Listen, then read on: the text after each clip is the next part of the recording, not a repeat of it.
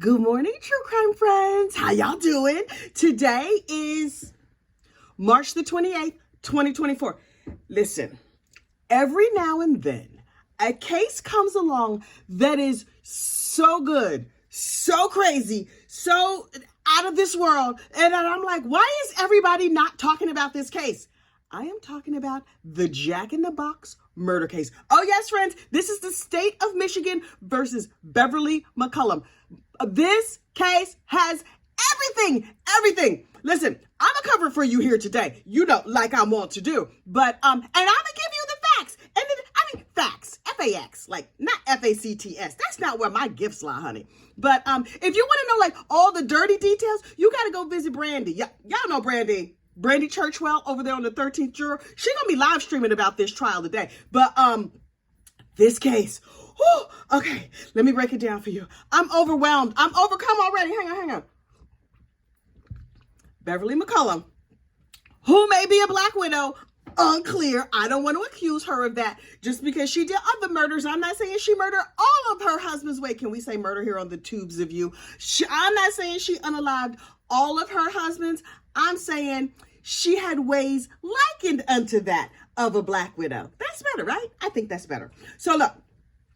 Beverly has, at the time of this unaliving, she had 3 children by 3 different men. She was friendly? Beverly was out there dropping it low and spreading it wide. Look, so this case starts with a call to 911. And you hear, boop, boop, boop, boop, boop, boop, boop, boop, boop, boop, ring, ring. Hello, 911, I'm a blueberry farmer. Wait. They have defiled blueberries in this case. Y'all know how I feel about blueberries and all other food, but blueberries? How are you going to defame the name of blueberries? Anyway, so a blueberry farmer finds a dead body in his field, right?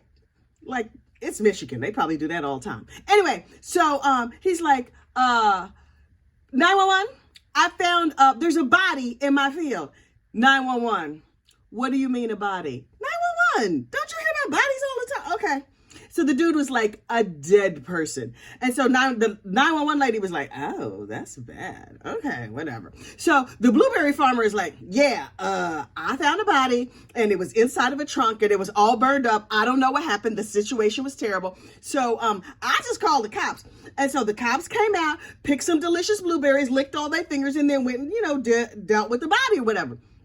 Then we find out the dead dude who had like 2 or 3 different names. So I didn't bother to remember none of them because all the other facts in this case were so good, so delicious, like blueberries. Anyway, this dude was dead. He had like 5 different manners of death. Oh yes, that sounds like a joke. I am not kidding. This dude, we find out, was by his wife Beverly, allegedly was pushed down a flight of stairs. Okay, ouch, that sounds painful.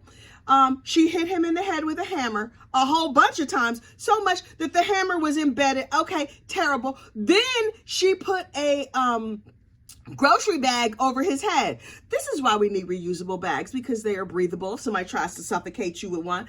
And then after she put the bag over his head, then she strangled him. Then she tossed him in the back of her car, drove him out to a blueberry field, doused him in gasoline, and then was like, wait, he was wearing a ring that I wanted. So she goes and she pries the ring off his finger, lights him on fire, and then goes on with her merry life. And for 20 years, she got away with it.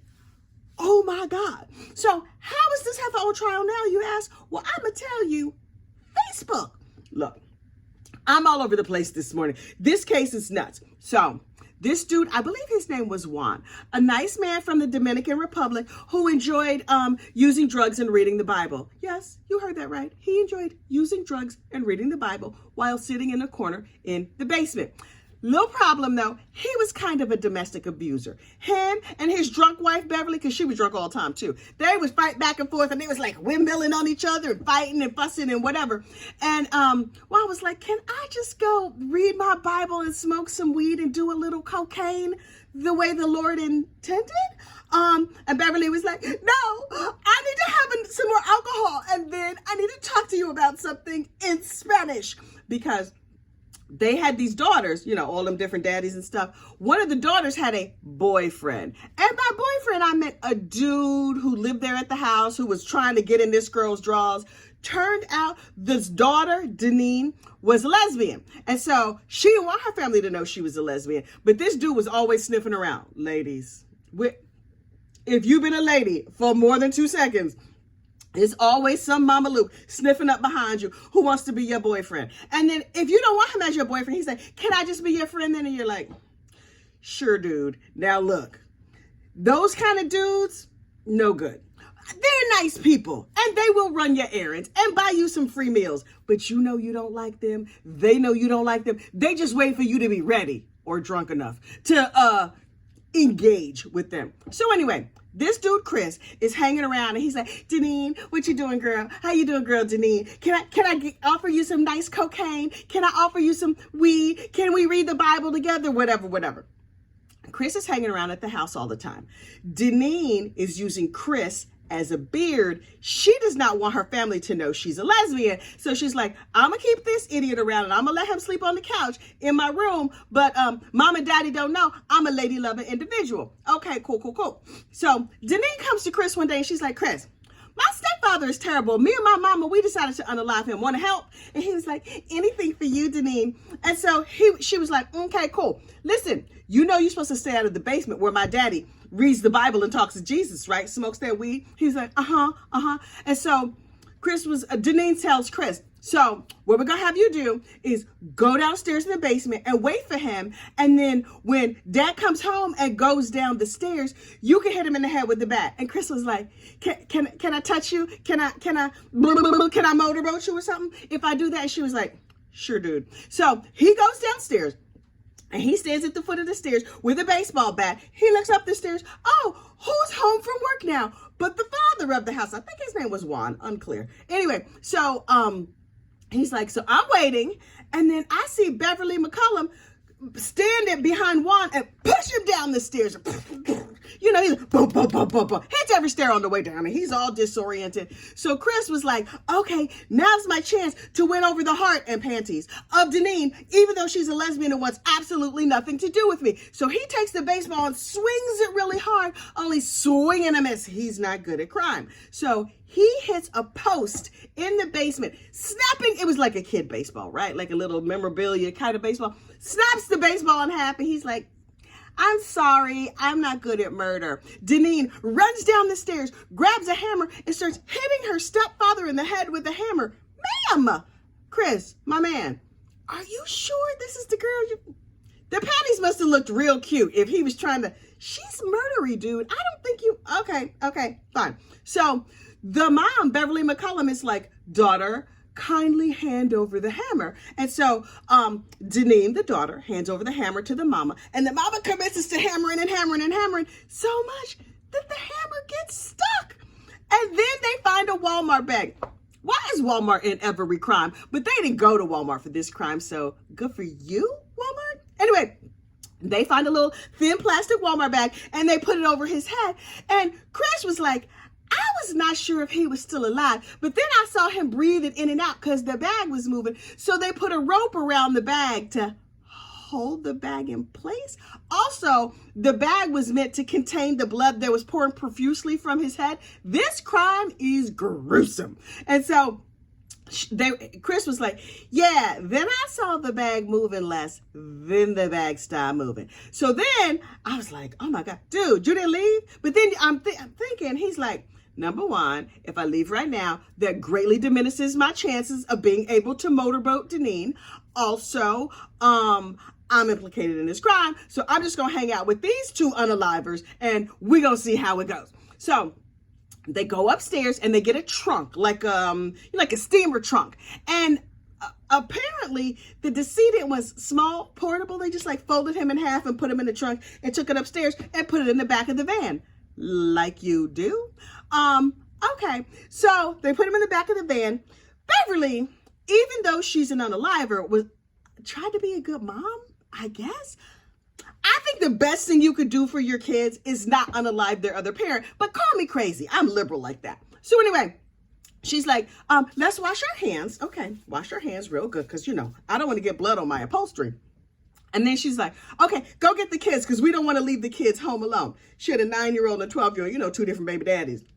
They went and get the kids. They have the body in the way back of the minivan. They have the 9-year-old and the 12-year-old in the back seat.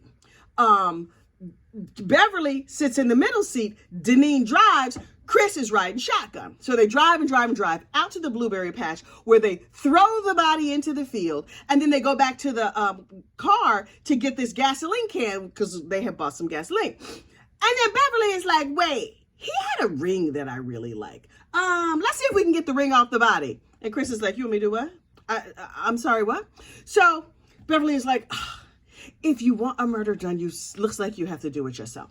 So she goes back, she pops open this trunk, and she's trying to get the ring off, and she can't get it off. Then Deneen tries, and she can't get it off. I'm like, is this a cartoon? What are we doing? So Chris is like, okay, I will try. He pulls and pulls and pulls. Apparently, if you're unalive, it's hard to get jewelry off. So Beverly, who is very inventive and determined, clearly spits on the man. She spits on the dead body that she just unfortunately unalived. Although, if you're willing to push, bludgeon, strangle, and suffocate somebody, something tells me spitting, that's the least of his worries at that point. So she lubricated the ring with spit, slips the ring off, sticks it in her pocket, and she's like, okay, cool. Now let's set him on fire.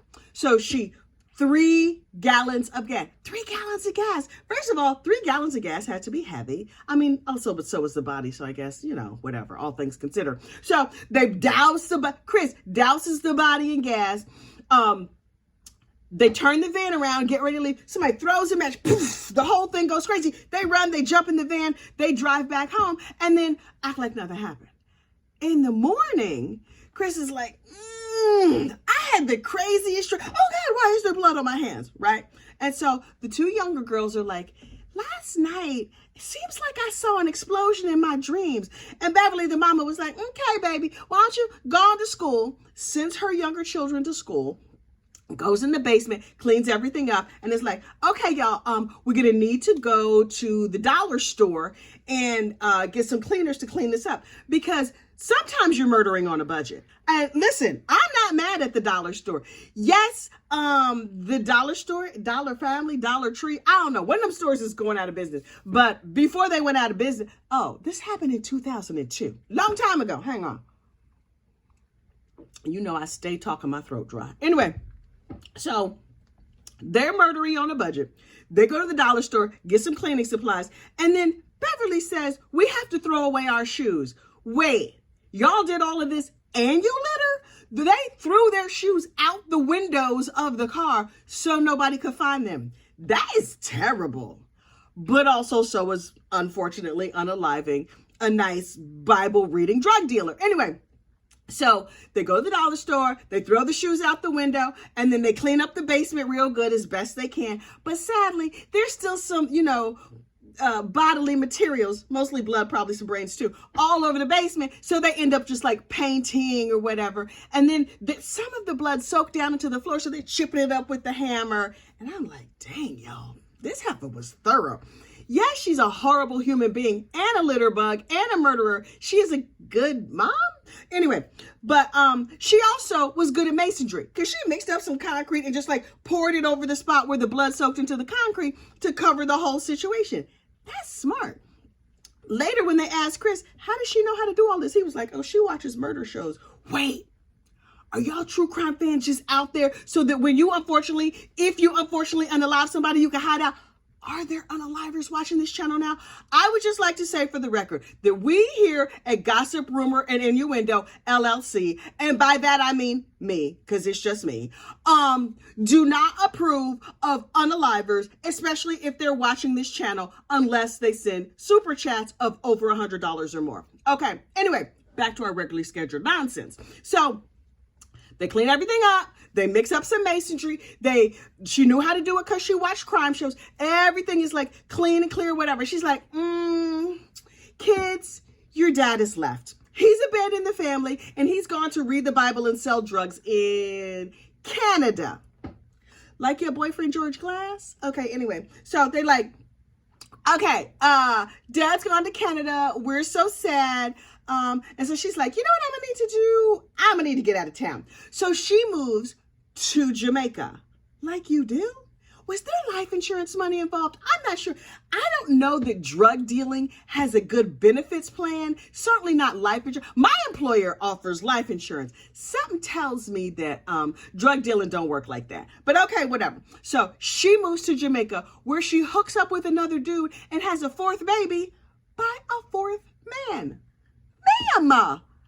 Ma'am, you know you get worms from all of that, just dropping it low and spreading it wide. That's bad for you. Anyway, mess up your good pocketbook like that. People might put all kinds of little creepy crawlies and stuff in it, girl. Anyway, so she moves to Jamaica where she has another baby with another dude. And then she's like, this Jamaica thing is not working out. It is unclear if the Jamaica husband, boyfriend, whatever he was, is still on this mortal coil. I don't know. But she was like, Jamaica, Texas, I'm gonna move to Texas. So then she moves to Texas because she's an international traveler like that. Okay, cool. She moves back to Texas. And then she's like, Texas, I don't know. You know what I'm gonna do? I have a great plan. Let's move to Pakistan. I was like, she not Pakistani? Okay, maybe Asia was calling her. I don't know. So she moves with the kids to Pakistan, where she lives for several years and ultimately lands in Italy. Meanwhile, back in Michigan, the cops were like, we found a dude. We've named him Jack. He's in a box in a blueberry field. Blueberries. In Michigan. And so they're like, we're going to call this the Jack in the Box murder case. And they have no clues. They have no idea how this dude got there. They don't know who he is. They don't know where he's from. They don't know what happened. They only knew that he died from natural causes. I was like, gee, what was your first clue? The hammer marks, the burning, the bag over his head, or the rope? Not natural causes. Michigan, do better. Anyway, so they have like anthropologists come in. They have all these people come in. There's a documentary made called The Jack in the Box Murder, and it's a cold case for 20 years. 20 years! And then one of the daughters, Cicely, I don't know, Cece. We gonna call her Cece. So Cece comes along and she's like, Mom, I'm grown now. Remember like all those years ago when my dad disappeared? Tell me what happened. You tell me right now or you'll never see me again. Now, by this time, Cece is all grown up. First of all, she was on court TV yesterday. She's gorgeous. Wavy brown hair, big doe-like eyes, very sweet. This woman was a good-ish mother. I mean, aside from the unfortunate unaliving of people and being drunk all the time. And she was not a good mother. I've just decided that right now. Anyway, so she said to her daughter, oh, daughter, I love you so much. And I would not want you to be sad because your dad is not here. I'm going to tell you the truth. He was being mean to me one day and he pushed me down the stairs. Yeah, that's what happened. He pushed me down the stairs and I was reaching and I just grabbed for something and I took a crowbar and I was swinging it behind me and it hit him in the head. And then your sister Deneen, her and her boyfriend ran in and started hitting him with a hammer. And so we had to get rid of him in the blueberry patch. And Cece was like, I'm sorry, what, Heffa? Wait. You telling me that you just killed my father, but you told me he went to go sell drugs in Canada? And the mom was like, can we go to tea now? Because I'm feeling a little parched. And so Cece was like, okay, we're going to go to tea later. I'm going to go to the police. So she goes to the police. And she tells the cops, listen, my mom told me this crazy story. And you know that Jack in the Box case? That might be my dad because that happened near our house. And the cops were like, aha, yes, it's been 20 years, but now we have a clue. And so Cece was like, let me see. My sister Deneen is a terrible person. My mom said she was involved. Deneen had a boyfriend who was trying to motorboat her, but Deneen was a lesbian, but that's another story for another day. But I remember what he looked like because he had these weird dark glasses. And the cops were like, oh, a dude from 2002 with weird dark glasses. Let's get on Facebook. So they get on Facebook and they find him because of course they do. How come murderers go on Facebook? If you've committed a murder, don't go on Facebook. But also I should maybe not be giving murderers tips. So anyway, They go on Facebook and they find this dude, and Chris, he has suppressed the memory. Now, I'm not sure if he continued to use drugs after that, but he was like, I just didn't think about it. That sounds like meth. What else erases your brain but meth? Anyway, so the cops are like, sir, did you commit this gruesome unaliving? And he was like, homina. And then he started just telling the story. He didn't ask for a lawyer. He didn't ask for a deal. He didn't ask for nothing. He just told the whole story. And the cops were like, okay, we don't have enough evidence yet, but don't go no place because we're going to come back. And he was like, okay. So the next time the cops came back, they were like, tell us your story again. This time we're going to write it all down and we're going to take real good notes. And no, you don't need a lawyer, sir. Just keep talking. So he just kept talking, child. I know a little something about that life. He's loquacious. So am I. Anyway, so he tells the whole story and the cops are like, okay, cool. Normally, you would go to jail for the rest of your life for this, but if you agree to testify against these other idiots, then you can get a lighter sentence. And he's like, okay, that sounds good to me. I'll take it. So they give him a 15-year sentence because he's like, I didn't do the hammering or I carried the gasoline or whatever, but it's not really my fault. So Deneen goes to trial and gets convicted and is sentenced to life. Her little sister Cece testifies against her like, yep, it was Deneen, it was her sunglasses boyfriend, and it was my trash mama. And so, child, hang on. My throat stays dry, probably because I talk too much. Anyway, so the Deneen goes to prison for life. Chris gets 15 years in prison. Now they finally track down Beverly McCallum, the mastermind of this case, in Italy. They arrest her. They bring her back to the United States. Now she's standing trial on court TV. Listen, what you need to know about these videos is that I just make myself a couple little notes. I sit down and I talk. I don't really plan that much. I certainly don't edit. God knows I don't wear, foundation garments and nothing. Shoulders back, knockers up, ready to go. That's all I need. That and a cup of coffee, child. I'll make a video. But in this particular case, I'm going to have to edit and put in a picture of Chris as he looks today. Hang on. And the reason I'm doing that is because the appearance of Chris, the assistant murderer, is so striking to me. On this Easter weekend, I noticed one little thing. Chris, with the weird sunglasses, looks like Hollywood Jesus. You think I'm playing? Look. See? I edited. I put that picture in there, my very own self. You know I hate editing. I'm lazy. Anyway, so Hollywood Jesus takes the stand, and let us be abundantly clear. He doesn't look like actual Jesus. I'm not saying he's actual Jesus. Everyone knows that actual Jesus is black. So this dude looks like white Hollywood Jesus. Same outfit, same everything. Is crazy. Is this a sign for Easter? Should I go to church? Anyway, so Hollywood Jesus takes the stand and he's like, yeah, back in the day, I used to smoke weed and that dude used to read the Bible and we unalived him with the pushing and the knife. There was no knife because, manners. Anyway, with the pushing and the Walmart bag and the rope and the whatever. And we set him on fire and yeah, it is what it is. Now, this dude is a seasoned testifier. He testified in Deneen's trial. He confessed on his own. Now he's testifying in Beverly's trial. And I'm like, this dude. So the prosecution gets up there and asks him a million billion questions and he rattles off the story word for word. Everything I just told you is what Hollywood Jesus said on the stand yesterday. And so the defense gets up there and I was like, Mr. Defense, what you gonna say to all this? Clearly you're gonna have a scathing, fiery defense to help maybe keep this lady out of jail. No. This is the defense asking questions. So you said you wore sunglasses back then and you wear them now. Hollywood Jesus was like, yeah. And the dude was like, okay, check. I got that question. So you said you threw your shoes out the window. Isn't that littering? And I was like, sir, you might want to ask a substantive question. And then finally he was like, when you set the body on fire, what did you use to set it on fire? And Chris was like, I don't remember. It was either matches or a lighter. The defense attorney was like, really? A Bic? A Zippo? And I'm like, sir, first of all, who uses Zippo lighters?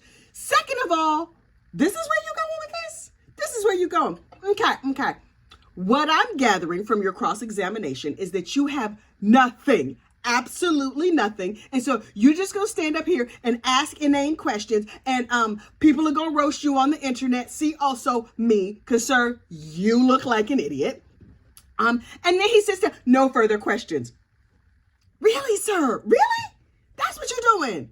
This is what we are. Okay, Beverly, girl, enjoy prison. Enjoy. Nobody gonna put no money on your books. Their daughter is mad at you because you unalived her father. You had them 12 kids with 65 different men. Your good pocketbook is probably all messed up right now. But now all that drinking and drug use, here's the thing.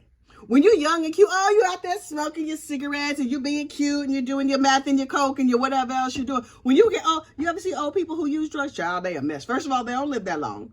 Secondly, they look a mess. Back in the day, apparently, Beverly was like young and cute and bouncy and blonde. Now she's just old and broke down. Oh, she's in a wheelchair. She's looking pitiful. She's pulling a full Harvey Weinstein like, I can barely walk. I'm a cripple. Could you imagine me, a hot young something, unaliving a bunch of people? No, I'm just a little old grandma. Ma'am, you are a mess. You gonna be a mess in prison. So, oh, Lord, 25 minutes have gone by. I start talking and child, I talk. Anyway, look. I am going to continue to follow the state of Michigan versus Beverly McCallum, the Jack in the Box murder trial, because I'm sure more shenanigans are to come and I can hardly wait. I will see you soon. Bye.